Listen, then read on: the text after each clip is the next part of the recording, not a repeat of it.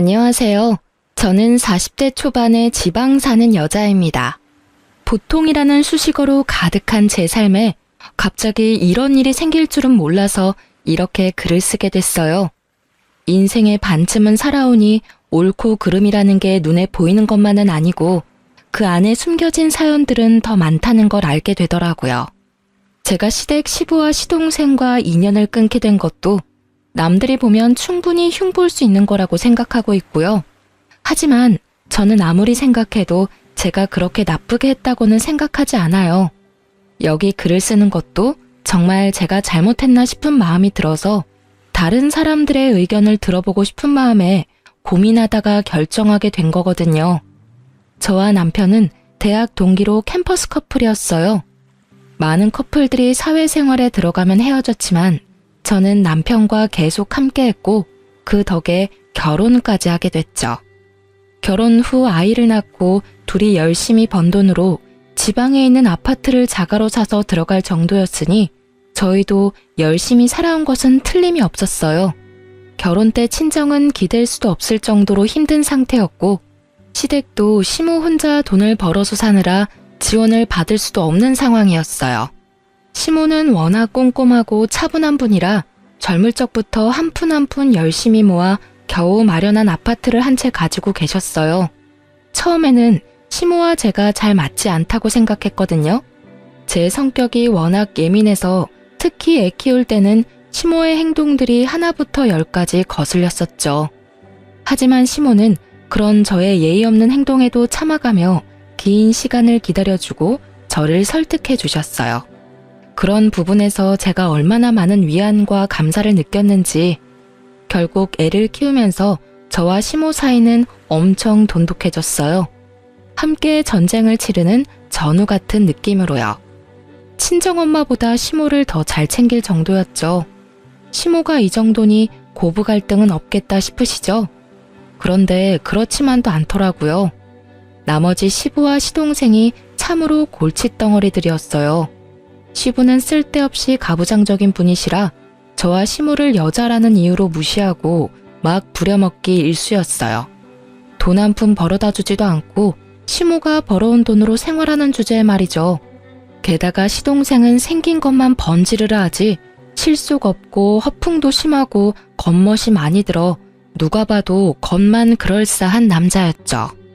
아니 그냥 이 정도라면 차라리 밉지는 않을 텐데 시동생은 매번 시모가 벌어오는 돈 족족 손이나 벌리는 참으로 쓸모없는 사람이었어요.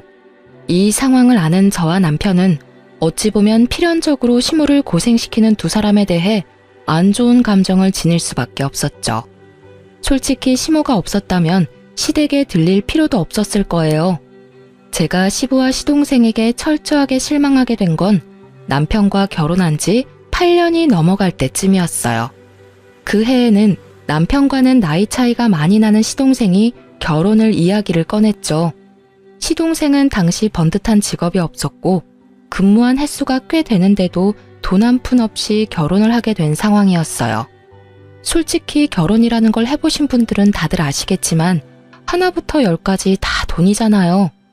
저는 친정이 그리 잘 살지 못해서 그렇게 할 엄두도 못 냈지만 남편은 워낙 태생이 단단한 사람이거든요.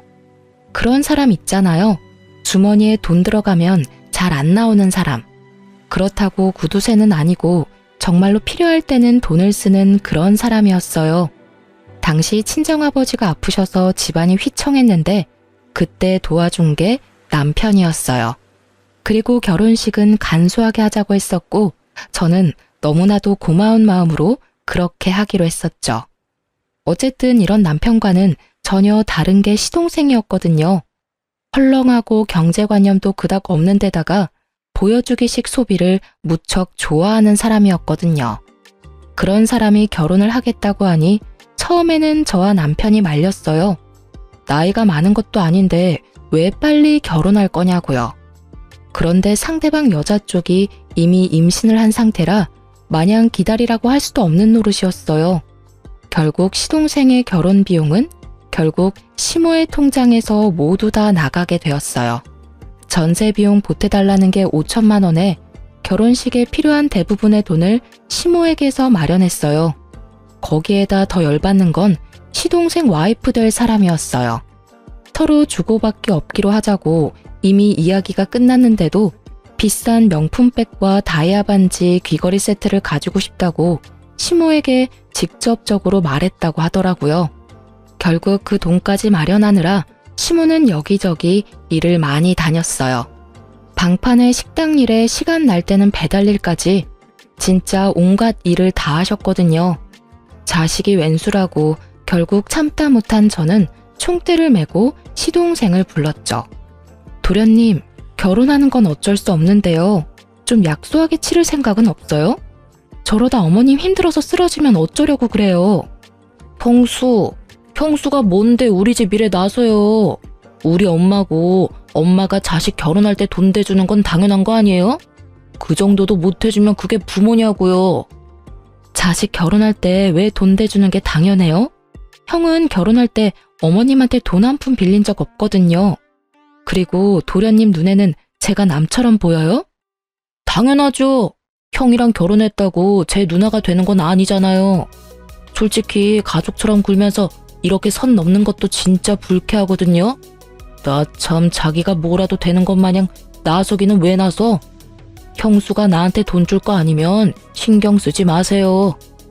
이야기를 듣는데 뒷골이 팽팽하게 당기더라고요. 살다 이런 싸가지 없는 놈은 처음 봤거든요. 형이랑 결혼했으면 가족이지 가족이 아니라고 말하는 저 말본새부터가 아주 싹수 노란 놈이란 것만은 확신했죠. 저의 이런 참견에도 결국 시모는 과로와 스트레스로 병원 신세를 지게 됐어요. 시모는 예전에 위암을 앓은 적이 있었는데 이번에는 혈액암이 온 것 같다고 하더라고요. 청청병력 같은 소리에 남편과 저는 침울하기만 했어요. 애를 친정에 맡기고 시모의 간병을 하느라 저는 바쁘기만 했고 남편은 그런 저에게 매일 미안하다고만 했어요. 내가 어머님한테 진 마음의 빚이 있어서 이렇게 하는 것뿐이니까 그런 생각하지 말라고 했지만요. 그런데 이 와중에 시동생은 결혼 준비하느라 아주 정신이 없었어요. 아파서 일어나지도 못하는 시모에게 매번 문병 와서는 돈 이야기만 하는 시동생을 보며 한 대 쥐어받고 싶다는 생각을 할 때 시부에게서 전화가 왔어요. 넌 시어머니가 없으면 네가 와서 시아버지 밥상 차려줄 생각을 해야지. 어디서 뭘 하고 있는 거야? 배고프니까 당장 들어와서 밥 차려라.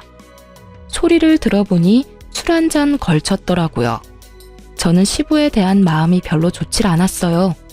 시모가 예전부터 일도 하지 않고 집에서 밥만 축내는 시부를 견디기 힘들어했다는 걸 알고 있었거든요. 제 눈에는 시부도 시모가 병에 걸린 원인균처럼 보였죠. 저는 시모 간병 때문에 바쁘고 갈 생각도 없으니 시부집 근처에 있는 도시락 가게에 전화해서 도시락을 시켰어요. 그것도 제 나름의 성의였다고 생각하거든요. 못 본 척 안 한 것도 용하다고 생각하는데 시부가 전화가 왔더라고요.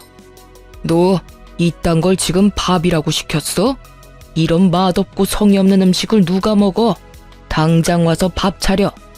네가 시모가 없으니까 시아버지 머리 꼭대기까지 올라오려고 지랄 떨지. 어디 한판 해볼래? 형수, 저도 집에 있는데 와서 저랑 여자친구 밥도 좀 차려주세요. 우리 밥도 못 먹고 배고프거든요. 우리 애도 오늘 뱃속에서 배 굶고 있을 텐데.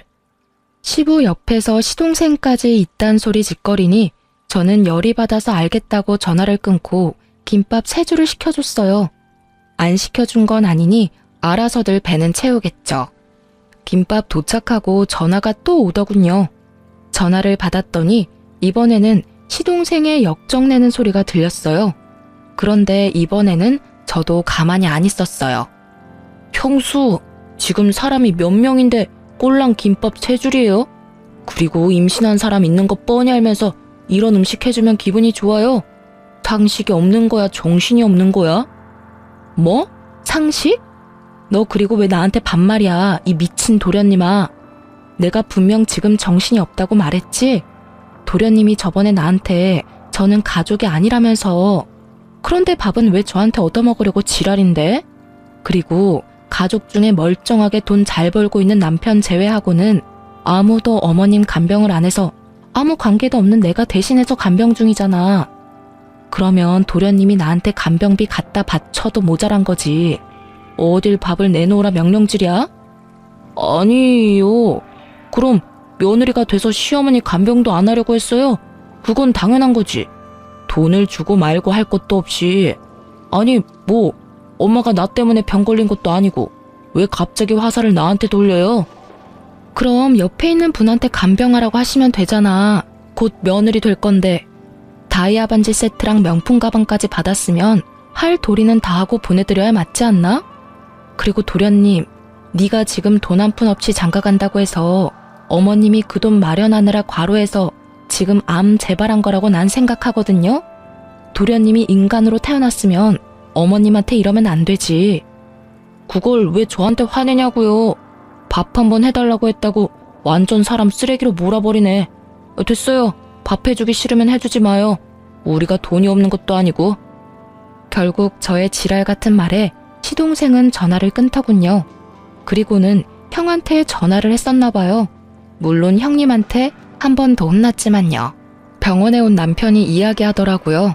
미친놈이 너 어머니 간병하는 거 뻔히 알고도 집에 밥하러 오라고 했다는데 그게 정말이냐고요.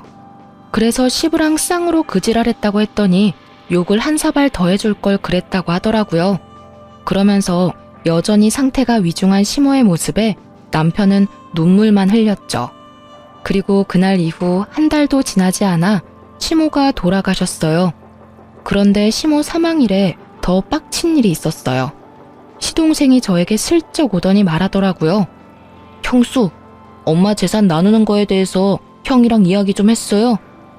형 성격 뻔히, 아니, 저한테 와서 돈 이야기 묻는 거 보면 이 싹수노란 인간 말종이 사람처럼 안 보입니다.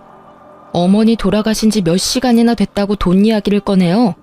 도련님이 돈이 급한 건 알겠는데 돌아가신 어머님 등골까지 빼먹으려고 하는 그 행동이 진짜 인간이 할 수 있는 행동이에요?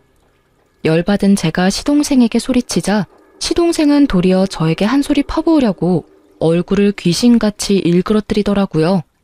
저도 지지는 않을 생각으로 눈 부릅뜨고 있었는데 결국은 주위에서 시동생을 보며 수군거리자 입을 꽉 닫더군요. 그 길로 시모 보내는 길 내내 썩은 표정 지어서 저는 또 열이 받았어요. 가는 길도 불편하게 만들어 제 마음까지 아팠으니까요. 이 일을 계기로 저는 저 인간들과 상종도 하지 말아야지 생각했어요. 물론 지켜지지 못했지만요. 저는 시모가 돌아가시면 재산 정리가 깨끗하게 될 거라고 생각했어요. 유산이라고 해봐야 아파트와 통장, 보험금 뿐이었으니까요. 그런데 그게 생각 외로 복잡하게 돌아가는 일이 생겼어요. 시모 명의로 된 아파트에 담보대출이 설정되어 있더라고요. 일단 아파트가 남편 앞으로 상속은 되는데 온전히 아파트로 받으려면 그 돈을 갚아야 하더라고요. 그 돈을 못 갚으면 아파트를 팔아서 그 대출금을 마련해야 하는 거고요. 아파트는 6억이 좀 안 되는데 대출은 2억 7천 정도였어요. 거의 반값이었죠.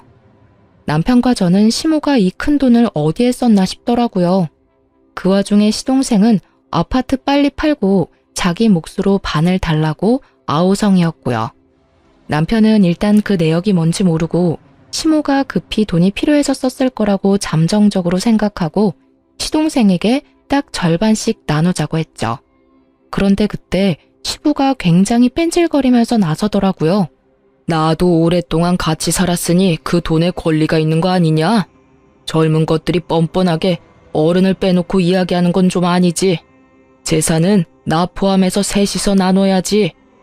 시부의 그 말에 남편이 코웃음 치며 말하더라고요.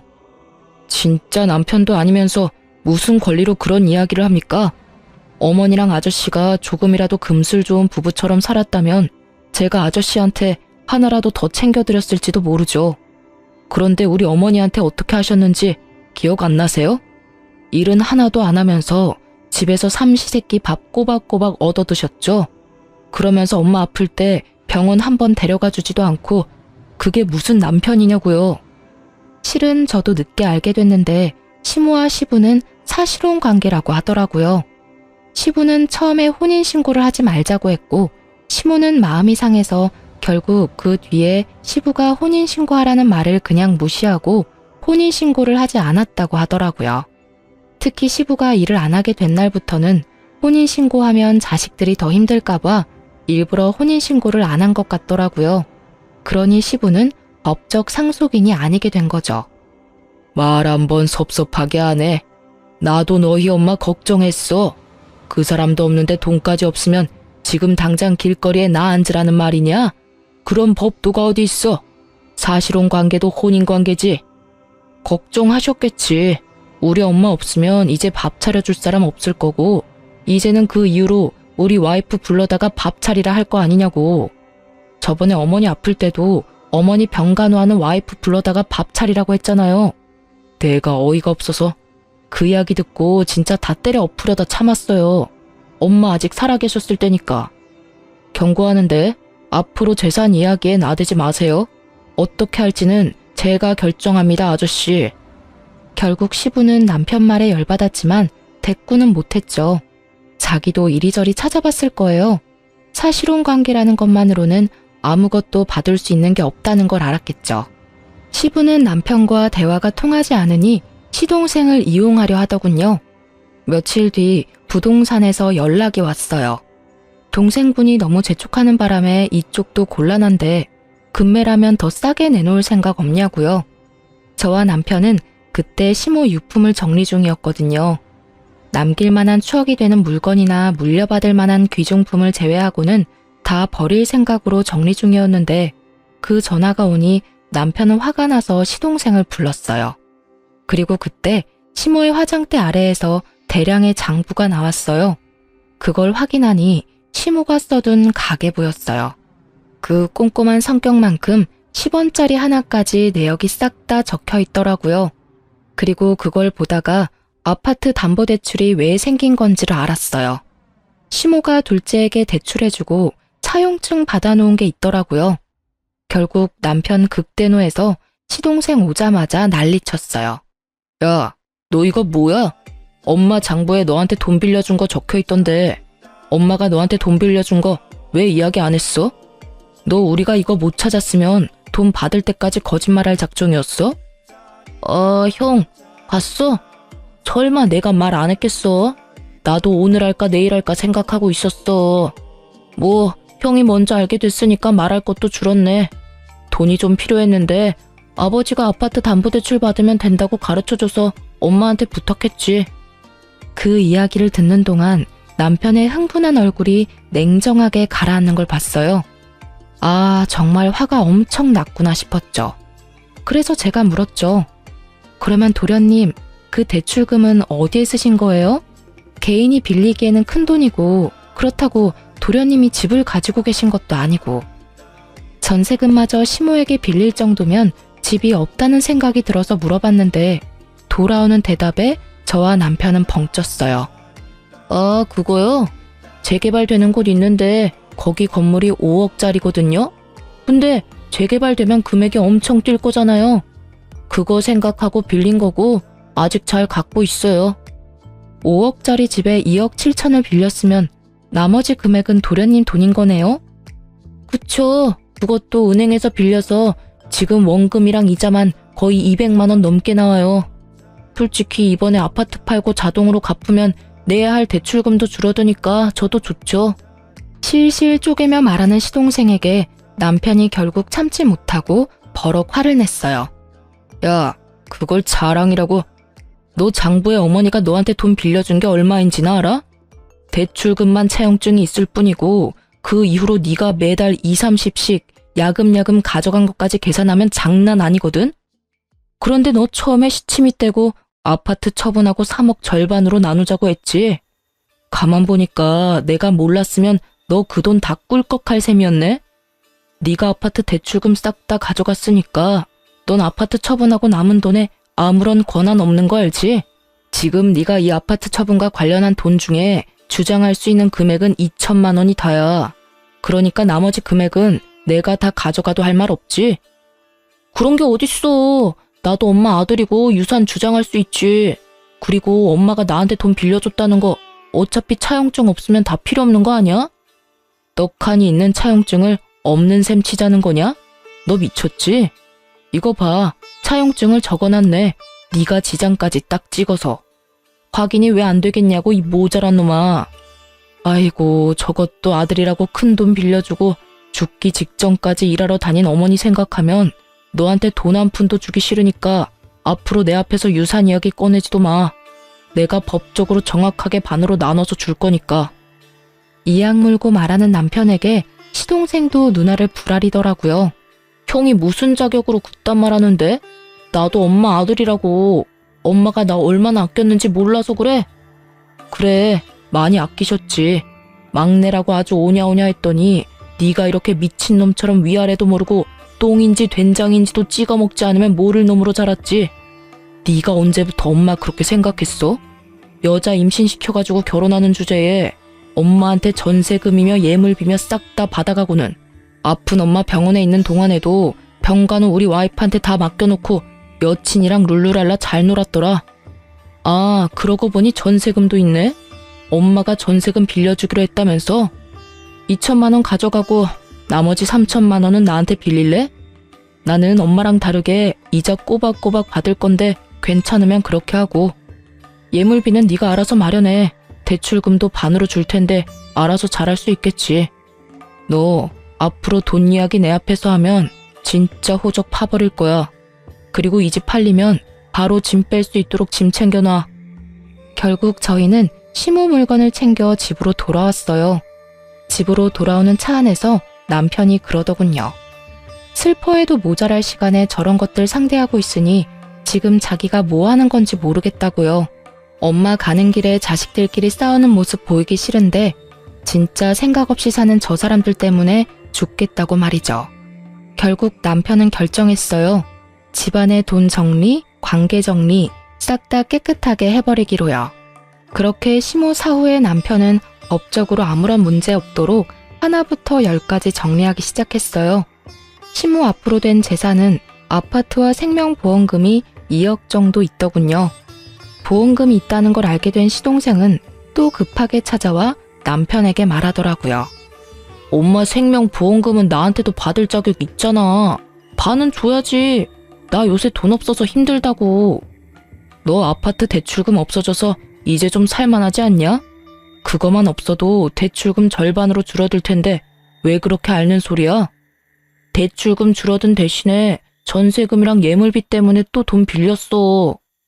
자기가 쪼들리니 계속 재촉하더라고요. 남편이 계속 재촉하니 어쩔 수 없이 보험을 확인했죠. 그런데 시모가 죽기 직전에 생명보험금 수익자를 법정 상속인에서 제 이름으로 바꿔놨더라고요.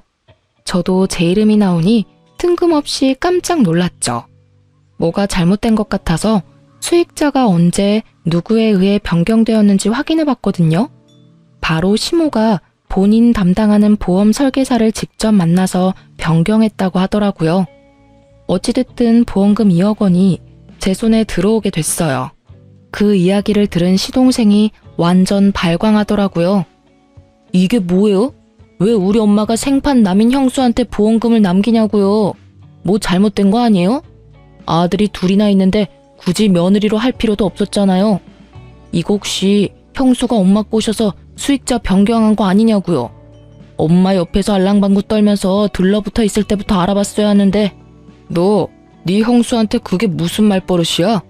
어머니 보험 설계사가 네가 돈을 마구잡이로 쓰는 바람에 어머니가 직접 수익자 변경했다더라. 네가 그렇게 못 믿겠으면 내가 보험 설계사한테 전화해서 왜 수익자가 변경됐는지 물어보자. 남편은 바로 보험 설계사에게 전화했어요. 네, 안녕하세요. 수익자 변경한 것 때문에 제 동생이 의문점이 있다고 해서 연락드렸어요. 혹시 수익자 변경을 왜 했는지 지금 말씀 좀 해주시겠어요? 아, 네네. 돌아가시기 2달 전쯤 병원을 다녀오고 나서 저를 만나자고 하셨어요. 그때 수익자를 변경했어요. 수익자를 며느리 앞으로 한다길래 제가 여쭤봤거든. 장성한 아들이 둘이나 있는데 며느리한테 변경하는 이유라도 있냐고요. 그랬더니 둘째가 씀씀이가 해프고 집 거덜낼 정도로 가져가니 보험금을 받으면 다 써버릴 거라고 하더라고요. 어차피 아들놈들은 아파트 나눠 가질 건데 보험금이라도 자기 병수 밟은 며느리 앞으로 주고 싶다고 돌아가기 직전에도 확인 전화하시며 말씀하셨고요. 그리고 무엇보다 며느리에 대한 마음이 애틋하시더라고요. 아플 때 힘들 때 자기 신경 써주는 건 며느리밖에 없다고 하시는 거 보니 고부간의 사이가 무척 좋은 것 같다고 생각했죠. 거짓말이죠? 엄마가 설마 나한테 한 푼도 안 남겨주시다니. 이거 형수가 다 모함한 거죠? 왜 내가 아들인데 나는 한 푼을 못 받아요? 이거 진짜 둘이서 짜고서 나 물 먹이려는 거 아니에요? 어쩌면 이렇게 둘이서 다 가져갈 수가 있어요. 우리가 뭘 다 가져가는데? 너 말 똑바로 해. 네가 가져가는 건 2억 9천만 원이야. 그것만 해도 크다고 생각하는데 뭐가 하나도 없냐고. 너 그 돈 묶여 있었으니까 별 생각 없지? 그게 엄마 돈이라는 생각도 없고 네가 이러니까 보험금 수익자를 변경하신 거지. 그러니까 왜 그렇게 되냐고요. 아파트 담보대출은 이미 끝난 건이잖아요. 보험금은 다르죠. 엄마가 넣은 보험금을 왜 며느리인 형수가 가져가요? 형수가 받을 거면 제 와이프도 받아야 되는 거지. 이거 명백한 차별이고 문제 있는 사항이라고요. 나 진짜 이런 식이면 고소할 거예요. 하세요. 도련님 마음대로 한번 해보시라고요. 도련님이 어머님한테 어떻게 한 건지 가슴에 손을 얹고 생각해봐요. 어머님이 정 떨어지는 것도 당연하지 않을까 싶은데 그걸 도련님만 모르고 계시네요. 아파서 병원 들어와 있는 사람한테 결혼식 돈 모자라다고 돈 달라고 그렇게 떽떽거리며 사람 괴롭게 만들어 놓고 뭐요? 도련님 여자친구한테 보험금 주고 싶었으면 여자친구한테 엄마 병간호나 좀 해주라고 하지 그랬어요. 그랬으면 저 혼자 가져갈 일도 없었을 텐데. 아니 도련님이고 시아버님이고 어떻게 아픈 어머님을 그런 식으로 대할 수 있어요? 어머님이 식모예요? 어머님이 돈 뽑는 기계냐고요. 당신들이 그런 식으로 행동하니까 어머님이 생판 남인 며느리한테 돈 남긴 거 아니냐고요. 어깨 위에 있는 게 장식이 아니면 생각들 좀 하시라고요. 결국 제 말에 반박조차 못한 시동생은 부들부들 떨며 남편에게 기가 막힌 말하더라고요. 알았어. 형수 말 다 맞다 치고 이해하고 넘어갈게. 보험은 이미 수익자가 지정된 상태라 바꿀 수 없다고 하니 포기할게. 이렇게 됐으니 보험은 필요 없어. 그런데 엄마 돌아가셨으니까 지금은 형이 내 보호자잖아. 그러니까 내 빚보증 좀 서줘. 정신 나간 놈아. 내가 왜 네 보호자야? 네가 미성년자야? 너 일하고 돈 버는 사지 멀쩡한 성인이야. 나는 빚보증 같은 거 서줄 생각 없어. 네가 평생 엄마 등골 빼먹으면서 살아서 남한테 빨대 꽂는 게 당연한 거라고 생각하는 것 같은데 나한테까지 그런 식으로 하게 두지는 않을 거야. 너도 나이 먹을 만큼 먹었으니 너 알아서 해. 다른 사람들한테 손 벌릴 생각하지 말고. 그럼 어쩌라고. 나도 곧 죽겠는데. 형이면 형답게 좀 해달라고. 이제 곧 결혼인데 나 땡전 한 푼 없어. 엄마 유산 형이랑 형수가 다 가져가게 생겼잖아. 어이가 없네. 왜 내가 다 가져가. 너도 가져갔잖아. 아파트 담보대출 빼면 안 되지. 그리고 아파트 집값 떨어져서 제값 못 받으면 너한테 돈 더 받을 거니까 그렇게 알고 있어. 그리고 우리가 그때 생각하지는 못했는데 어머니 아파트 상속받으면서 내야 하는 상속세, 증여세 같은 거는 정확히 반 나눠서 낼 거니까 그렇게 알고 있어. 네가 가져갈 돈이 있으려나 모르겠네. 세금은 다 나눠서 내야 하니까. 세금 이야기까지 꺼내니 갑자기 시동생 입이 꽉 다물어지더라고요. 거기까지는 생각도 못한 것 같더라고요. 그저 자시 앞일에만 급급해가지고 어떻게든 시모의 유산을 가지고 가려던 것 같았는데 제대로 되지 않아 짜증을 냈어요. 솔직히 이쪽도 이쪽대로 화는 났죠. 어디 형한테 빚보증을 서달라는 말을 해요? 남편 같은 사람에게 그런 말은 인연 끊자고 하는 말과 다를 바가 없거든요. 결국 시동생에게는 따로 주어질 유산이 더는 없었어요. 그렇게 남편은 집 팔리기 전에 짐이나 싸서 신혼집으로 가라고 했죠. 신혼집이 제대로 계약이 됐는지는 모르겠지만요. 그리고 이 모든 이야기를 곁에서 보고 듣던 시부는 남편 말에 고개만 끄덕이고 있더라고요. 평소 같으면 소리를 치며 아버지 행세했을 사람이 웬일로 조용한 듯 있나 싶었더니 이미 집안의 실질적인 상속권자가 남편이라는 걸 알고 나서는 눈치를 보는 것 같더라고요. 혼인신고가 되어 있지 않은 사실혼 관계라면 집안에 상속받은 자식들이 정을 봐서라도 돈을 조금이라도 해주면 다행인 거고 안 해줘도 법적으로 문제될 건 없는 상황이었거든요. 그러면 나는 이제 어디서 살아야 하냐? 너희 집에 들어가서 사는 건 안 되겠지? 그럼 너희가 돈을 조금이라도 나눠주면 내가 집 하나 얻어서 조용히 살아도 되는데 말이다. 네 엄마랑 오래 산 것도 있고 그간의 정이 있으니 나한테도 어느 정도는 줘야 되지 않겠냐? 저번에도 말했지만 아저씨가 엄마랑 살면서 뭘 해주셨는데요? 저는 처음부터 엄마랑 아저씨 같이 사는 거 반대였어요. 그리고 아저씨가 엄마랑 같이 살자마자 일 그만뒀을 때는 진짜 엄마만 아니면 쫓아내고 싶었고요. 이야기해 보세요. 엄마랑 살면서 엄마한테 잘해준 거 하나라도 있으세요? 엄마가 해주는 따뜻한 밥 얻어먹으면서 잘 살았으니 앞으로는 알아서 돈 벌어서 사세요. 남한테 빌붙어서 살아보려는 생각은 하지 마시고요. 그래도 내가 너희 엄마랑 이렇게 길게 살았는데 아무것도 없이 나가면 사람들이 너를 얼마나 모질다고 욕하겠냐. 그런 소리는 안 듣도록 해야지. 저 그런 거 신경 안 쓰는 놈이거든요. 그래도 어머니랑 산 정을 봐서라도 제가 지분해드릴게요. 전세 하나 얻어드릴 건데 그 전세 계약자는 제 이름으로 할 거예요. 딱 거기까지만 해줄 거고 원룸으로 얻어줄 겁니다. 거기에 나오는 공과금은 다 아저씨가 내시고 저한테 연락 오는 순간 계약 해지하거나 종료시켜버릴 거니까 알아서 잘 내세요. 제 입장에서도 많이 양보한 거라고 생각한 건데 이것도 싫으시면 그냥 관두셔도 됩니다. 그 말에 시부가 괜히 궁시렁대더라고요. 아니, 그래도 사람 살 수 있을 정도로는 해줘야지. 그리고 너무 그렇게 빡빡하게 굴면. 싫으시면 지금 이야기하세요.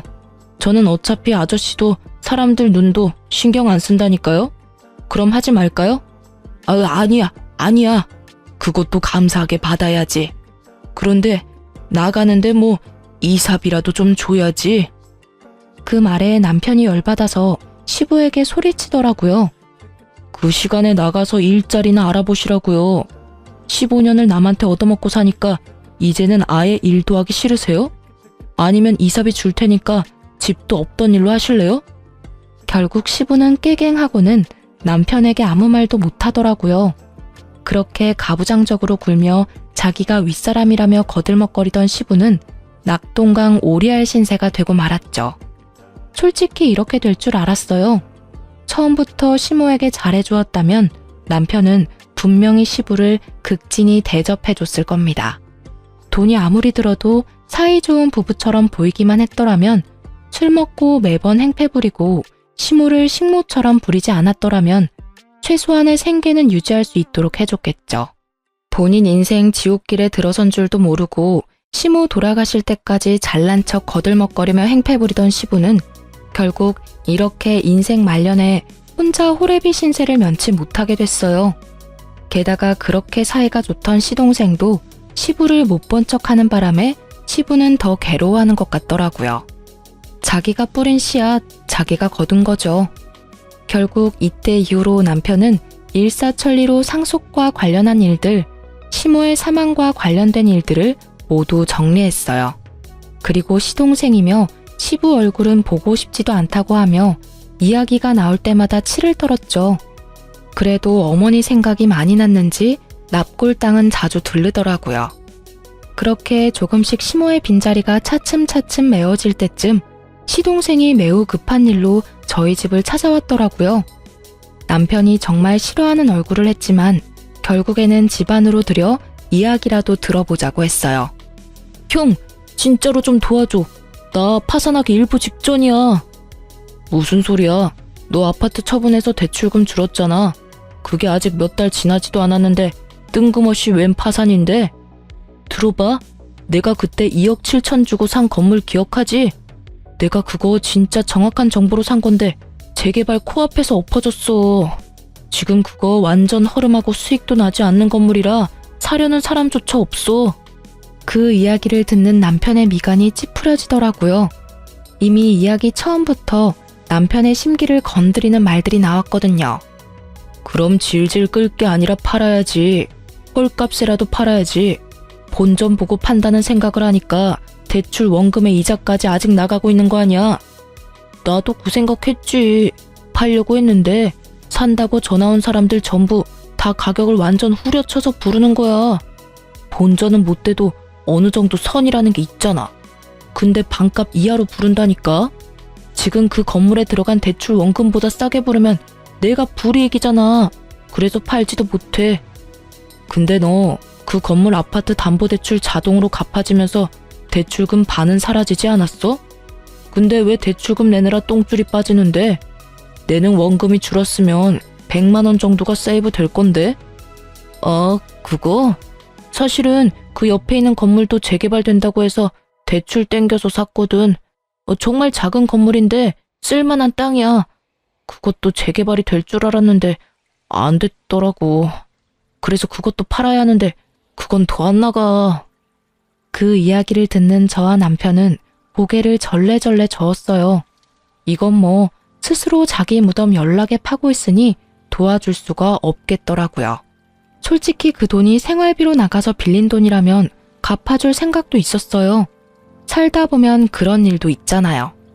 애가 생기고 갑자기 가계 지출비가 늘어나는데 모아놓은 돈은 없고, 그렇게 빌렸다면 정말 저도 도와줄 생각이 있었는데 또 재개발 환상에 빠져서 쓰러져가는 건물을 샀을 줄이야.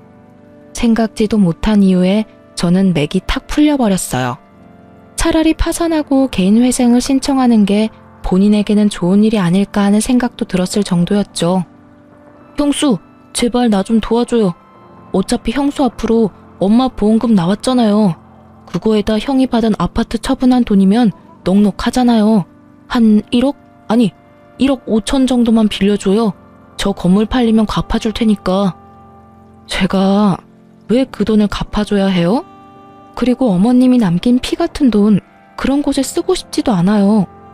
아니, 도대체 무슨 자격으로 어머님 목숨값을 달라고 여기 와서 돈을 빌려달라고 할 수 있어요? 그리고 저는 잊지 않았어요. 도련님이 저한테 하신 말씀요. 생판 남인 저한테 가족이 아니라고 하셨죠? 도련님이 저를 가족으로 생각하지 않았으니 저도 도련님을 가족으로 생각 안 해요. 저는 어머님이랑은 달라서 도련님한테 돈 다 줘가면서 일 해결하도록 두지는 않을 거예요. 정말로 그 딱한 사정을 어떻게든 하고 싶었다면 일단 푼돈에라도 그 건물들 팔고 그 돈으로 원금 갚은 뒤에도 힘들면 찾아와야죠. 그 건물은 있는 대로 놔두고 싶고 돈은 돈대로 쪼들리니까 누군가에게 편하게 빌리고 싶고, 그런 생각하면 어디에서도 도련님 도와줄 사람 못 찾아요. 그때 일을 아직까지 마음에 두고 있었어요? 화 풀어요. 남이라고 한 거는 그냥 화가 나서 던진 말이고, 형님 와이프면 우리 조카 엄마인데 내가 설마 형수님을 정말 남으로 생각했을 리가 없잖아요. 그리고 푼돈으로 그 건물 파는 건 절대로 말이 안 되죠. 솔직히 재개발이 엎어졌다고는 하지만 또 언제 재개발 구역에 포함될지 모르는 일이고, 재개발되고 나면 그 일대도 땅값 오를 테니까 그때까지만 잘 버티면 돈 더 벌 수 있는데, 그때까지 버틸 수 있을 만큼의 돈이 있는 사람들에게나 해당되는 일이잖아요. 지금 당장 죽고 못 살겠다며 형한테 달려오는 사람이 무슨 미래를 말하는데요? 지금 당장 도련님한테 미래가 있긴 해요. 그거 못 팔면 우리는 도와줄 생각 없어요. 그런 제 말에 시동생은 도리어 저와 남편을 이해가 안 된다는 표정으로 바라보더라고요. 본인만의 생각이 너무 확고해서 다른 사람 의견은 귀에 들어오지도 않는 중증이었어요. 너 이러는 거 네 와이프도 알아? 애도 곧 있으면 태어난다고 하지 않았어? 예정일이 다음 달인가 그랬던 것 같은데. 와이프는 얼마 전에 집 나갔어. 전셋집도 자기가 생각하는 만큼 못 가졌다고 엄청 싫어했는데 결혼식 할 때 쓸 다이아 반지 세트랑 명품백도 원하는 거 못했거든. 돈이 너무 없어서. 엄마 돌아가시고 나면 유산 나오니까 그걸로 하면 된다고 달랬는데 유산이 없었잖아. 아파트는 내 대출금에 깎여버리고 보험금은 형수가 수익자가 돼서 한 푼도 받은 게 없으니까. 그 이야기하고 다음날 집 나갔어. 이야기를 들어보니 그 여자도 남편이 집에 돈이 좀 있다고 생각하고 시집 온 것 같더라고요. 그런데 알고 보니 완전 빈털터리에 빚만 가득하다는 걸 알고는 빚이 자기한테 넘어오기 전에 튄 걸로 보이더라고요. 솔직히 여자가 야가 빠졌다는 생각을 하기는 했는데 시동생 꼴이 저 모양이니까요. 저런 남자와 결혼하면 평생이 가시밭길 아니겠어요? 그런 여자의 선택을 야속하다 할 수도 없는 노릇이죠. 그런데 그 여자가 참으로 약삭빠르게 결혼식을 하면서 비걱거리니까 혼인신고를 안 했대요. 시동생이 무슨 사고를 쳐도 그 여자에게는 아무런 문제도 없겠죠. 참 장가 잘 갔다는 생각을 했어요. 우리는 알려주지 못하는 인생의 쓴맛을 그 여자가 알게 해주었으니 말이죠. 큰 인생 경험을 한 시동생이었지만 결국 그런 큰일에도 크게 변함은 없었습니다. 그리고 시동생의 이야기를 들은 저희는 시동생을 도와주지 않았어요. 우리가 도와주지 않더라도 그 건물들을 처분하면 살 길이 나오니까요. 그런데 결국에는 시동생이 그 돈을 다 못 갚아서 전부 경매로 넘어갔고 결국 파산 신청에 들어갔다고 하더라고요. 나중에 알고 보니 전세금의 카드빚까지 상당했다고 하더라고요. 그 카드빚은 거의 대부분이 그 여자에게 쓴 것들이었고요. 그런 시동생이 집까지 잃고 간 곳이 어디인지 아세요? 바로 남편 명의로 남편이 계약해준 시부의 전셋집이었답니다. 집주인이 연락 왔었거든요. 계약했을 때는 한 사람이었는데 왜 두 사람이 사냐고 말이죠. 남편은 그분 아들이니 크게 걱정 안 해도 되고 문제가 생기면 연락만 달라고 했죠. 남편이 신경 쓰여 하길래 제가 근처 한번 가서 확인해 봤거든요. 두 사람이 어떻게 지내는지. 시부는 시모 살았을 적에는 빳빳하게 다린 셔츠와 바지를 입고 동네에 돌아다니며 사장 소리 들으면서 떵떵거리며 지냈거든요. 그런데 지금은 다림질은커녕 빨래도 제때 못해서 호레비 냄새나는 몰골로 동네 돌아다니며 여기저기 돈 되는 일 받아서 하고 있더라고요. 그렇게 사이좋던 시동생은 그 집에 들어가서는 시부부터 쫓아내려고 안달이 났다고 주변에서 전하더라고요. 시부 인생도 참으로 딱했어요. 시모와 남편에게 강압적으로 굴더니 결국에는 끈떨어진 뒤움박 신세가 됐잖아요. 이래서 있을 때 잘하라는 말이 생긴 것 같아요. 저와 남편, 시모에게 조금이라도 잘해줬으면 저와 남편이 두 사람을 그렇게 보내지는 않았을 거예요. 그리고 시모도 수익자를 며느리인 저로 변경할 일도 없었겠죠. 결국은 자신들의 행동에 대한 대가를 고스란히 치르게 된 걸 보니 인과응보라는 말이 저절로 생각났어요.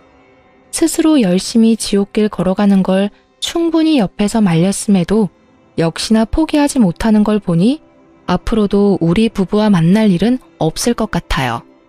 그렇지만 시모의 마음을 생각하면 지금이라도 시동생과 시부가 제정신을 차려줬으면 싶어요. 긴 글을 쓰면서 참 많은 생각을 했어요. 특히 돌아가신 시모 생각이 가장 많이 났죠. 그분이 있었을 때 제가 해야 했었을 일들, 잘못된 걸 바로 잡기 위해 제가 할 수 있었을 일들을 생각하며 후회하게 되네요. 그러니 글을 읽고 계시는 분들, 있을 때 잘하라는 말이 괜히 있는 게 아니더라고요. 마음을 다하고 절대 나중에 후회하지 마세요.